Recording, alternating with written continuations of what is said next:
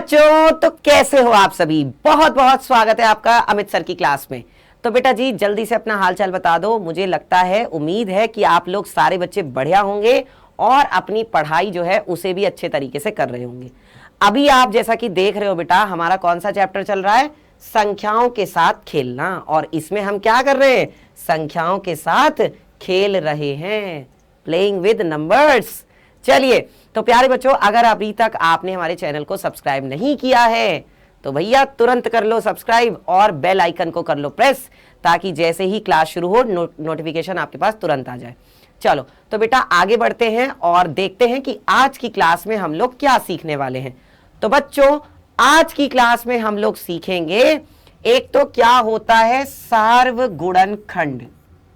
सार्वगुणनखंड क्या होता है, सार्वगुणनखंड। और एक दूसरा चीज हम लोग सीखेंगे, सार्वगुणज। ये दो बातें आज हम लोग सीखने वाले हैं, ये पहली बात और ये दूसरी बात। ठीक है, दो चीजें आज हम लोग सीखेंगे बच्चों।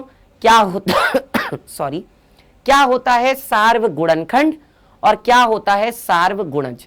ठीक है, रेडी हो, तैयार हो, पढ़ने के लिए तैयार हो। चलो तो देखते हैं फिर क्या होता है। सबसे पहले बच्चों, इससे पिछली क्लास में हमने विभाज्यता की जांच के नियम पढ़े थे। कैसे चेक कर सकते हैं कि कोई संख्या किसी दी गई संख्या से भाग होगी या नहीं। अब जैसे यहां पर एक संख्या दी गई है और आपसे पूछा गया है क्या ये संख्या जो है इन सभी संख्याओं से भाग होगी या नहीं होगी। तो देख लेते हैं बेटा। अब देखो, आप जैसे यहां पर देख पा रहे हो कि इसमें क्या है बच्चों, इसमें हमारे पास एक संख्या दी गई है 1586।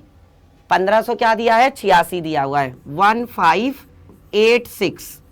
तो ये पूछा गया है क्या ये 2 से भाग होगी, क्या ये 2 से भाग होगी। तो बेटा इसका इकाई का अंक देखो क्या है, इसका इकाई का अंक है 6 और वो सभी संख्याएं जिसका इकाई का अंक 0, 2, 4, 6, 8 होता है 2 से भाग होती हैं। इसका मतलब ये 2 से तो भाग हो जाएगी। अब क्या ये 3 से भाग होगी, तो 3 से विभाज्यता का नियम ये कहता है कि इसके अंकों का योग निकालो। मतलब 1, 5, 8 और 6, इन सबको क्या करो बेटा, इन सबको जोड़ कर देखो। तो इन सबको जोड़ने पर क्या आता है, इन सबको जोड़ने पर आता है 8, 5, 13 और 6 और 1, 7। यानी कि कितना, 13 और 7, 20। बेटा 20 तो 3 के पहाड़े में नहीं आता, क्योंकि 20 3 के पहाड़े में नहीं आता, इसका मतलब ये वाली संख्या जो है 3 से भाग नहीं होगी। 4 से भाजकता का नियम क्या कहता है, 4 से भाजकता का नियम कहता है कि कोई संख्या 4 से केवल तभी भाग होगी जब क्या होगा, उसके लास्ट के यानी अंतिम 2 अंक 4 से भाग हो जाए। अब देखो क्या 86 जो है 4 से भाग होगा, तो हमने देखा कि भाई 4 दूनी कितना होगा, 4 दूनी होगा बच्चों 8। 4 दूनी कितना होता है, 8। तो ठीक है, लेकिन अभी क्या रह गया, 6 भी तो रह गया। तो 4 एकम कितना होगा बताओ, 4 एकम हो गया बच्चों यहां पर आपके पास 4। तो 6 में से 4 गया तो 2। देखो ये तो शेषफल रह गया, पूरी तरीके से तो भाग हुआ नहीं। इसका मतलब ये जो संख्या है, ये संख्या 4 से भी भाग नहीं होगी, ये संख्या 4 से भी भाग नहीं होगी। इसके बाद बात करते हैं 5 से। 5 से कौन सी संख्याएं भाग होती हैं, जिसके इकाई का अंक या तो 0 हो या 5 हो। इसका इकाई का अंक तो क्या है, 6 है, ना 0 है ना 5 है, तो ये 5 से भी भाग नहीं होगी। 6 ये कहता है कि अगर कोई संख्या 2 और 3 दोनों से भाग हो रही है तो वो मेरे से भी भाग हो जाएगी, पर ये संख्या केवल 2 से भाग हो रही थी, ये 3 से तो भाग नहीं हो रही। 2 से तो भाग हो रही है लेकिन 3 से भाग नहीं हो रही, तो इसका मतलब ये 6 से भाग नहीं होगी। 7 के लिए क्या करना पड़ेगा, अब देखो 7 से भाजकता का नियम कहता है 1586, इसके इकाई का अंक देखा 6 है, तो हमने क्या किया, 6 का दुगना किया। 6 का दुगना कितना होगा, 6 दूनी 12। फिर हम क्या करेंगे बच्चों, जो बाकी के अंक बचे हैं यानी कि 1, 5, 8, उसमें से हमने घटाया 6, तो कितना आया, यहां से आ गया 2, ये आ गया 5 और ये आ गया 1। अब क्या करोगे, अब इसके बाद फिर से यहां पर आप इसको काट कर देखोगे। मतलब यहां पर इसका इकाई का अंक क्या आ रहा है, अब 2 आ रहा है। तो अब आपने क्या किया, 2 का फिर से दुगना किया, तो 2 दूनी कितना हो जाएगा, 4 हो जाएगा। 2 दूनी 4 हो गया, ठीक है। अब यहां पर आपके पास क्या है 15, तो 15 में से क्या घटाओगे 4 घटा दोगे, 15 में से 4 घटाओगे कितना आएगा 11। क्या 11 जो है 7 के पहाड़े में आता है? नहीं आता। 11 तो बच्चों 7 के पहाड़े में नहीं आता, मतलब ये 7 से भी भाग नहीं होगी। क्या 8 से भाग होगी? तो उसके लिए क्या देखो लास्ट के 3 नंबर, तो बेटा लास्ट के 3 नंबर कौन कौन है? एक तो 5 है, एक 8 है और एक 6 है। इसको 8 से भाग करके देखो तो क्या आ जाएगा 8 एकम 8, 8 दूनी 16, 8 सत्ते 56। तो कितना बचा 8 में से 6 गया 2 और कितना है यहाँ पे 26, 8 तिया 24, कितना रह गया 2 तो शेषफल रह गया। अब अगर जब 2 शेषफल रह गया तो इसका मतलब क्या होगा, ये संख्या 8 से भी भाग नहीं होगी, 8 से भी नहीं होगी। अब 9 से देखते हैं बेटा, 9 के लिए नियम वही है जो 3 के लिए है। देखो अगर अंकों का योग 9 से भाग हो रहा है तो वो 3 मतलब क्या होगा बच्चों 9 से भाग होगी। अब इस संख्या के अंकों का योग आ रहा है 20, 20 9 के पहाड़े में नहीं आता, तो इसका मतलब ये भी 9 से भाग नहीं होगी। 10 के लिए कहता है नियम कि जो इकाई का अंक है वो क्या होना चाहिए 0, तो इसका मतलब ये 10 से भी भाग नहीं होगी क्योंकि यहां पर तो इकाई का अंक 6 है। फिर 11 से ये कहते हैं कि जो सम स्थानों पर अंक आ रहे हैं, सम स्थान वाले कौन कौन से हैं? एक ये है, नहीं ये तो विषम वाला है, और ये है विषम वाले कौन है 6 और 5, 6 5 कितना हो गया 11। और सम स्थान वाले कौन है 2 8 और 1, 8 में 1 जोड़ा तो आया 9, और इनका लेना होता है फिर अंतर। तो अंतर का मतलब ये है कि अगर मैं 11 में से 9 घटाऊंगा तो मुझे मिलेगा 2, पर बेटा उन्होंने कहा था या तो 0 आना चाहिए या 11 आना चाहिए, तो वो संख्या 11 से भागोगी। ये ना तो 2 आ रहा है ना 11 आ रहा है, तो इसका मतलब ये संख्या ना ना ना ये संख्या भैया 11 से भी भाग नहीं होगी। कट्टुस, ठीक है, समझ में आया? इस तरीके से चेक कर सकते हैं। चलिए इसके बाद बात करते हैं बच्चों सार्वगुणनखंड की। सार्वगुणनखंड का मतलब क्या होता है? तो सार्वगुणनखंड का मतलब आप जैसा कि यहां पर देख पा रहे हैं बच्चों, पहले देखते हैं क्या लिखा हुआ है। ये कह रहे हैं कि एक से अधिक संख्याओं के गुणनखंडों में उभयनिष्ठ गुणनखंडों को उन संख्याओं का सार्वगुणनखंड कहते हैं।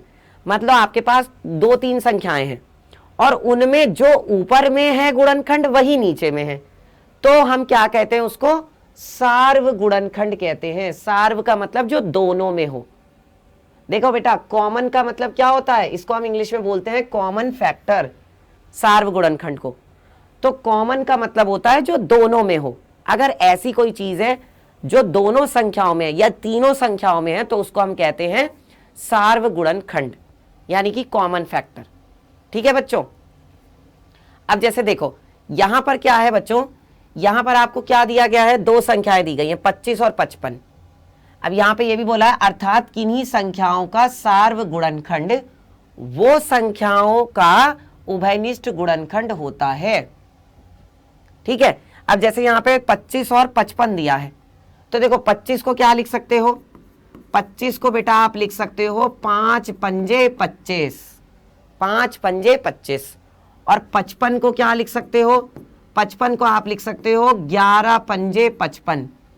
नहीं लिख सकते क्या? 55 को लिख सकते हैं 11 पंजे 55।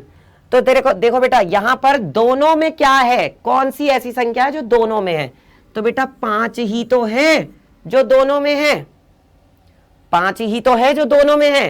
तो अगर मैं आपसे ये कहता हूं कि बताओ इसका सार्वगुणनखंड क्या होगा इन दोनों का, तो इन दोनों का जो सार्वगुणनखंड होगा यानी कि कॉमन फैक्टर होगा, है ना, जो सार्वगुणनखंड होगा बेटा वो हो जाएगा 5।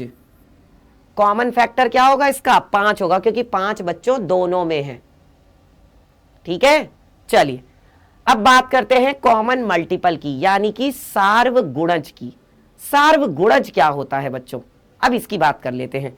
तो देखो जरा क्या बोला जा रहा है यहां पे, एक से अधिक संख्याओं के गुणजों में उभयनिष्ठ गुणजों, क्या बेटा, उभयनिष्ठ गुणजों को उन संख्याओं का सार्वगुणज कहते हैं।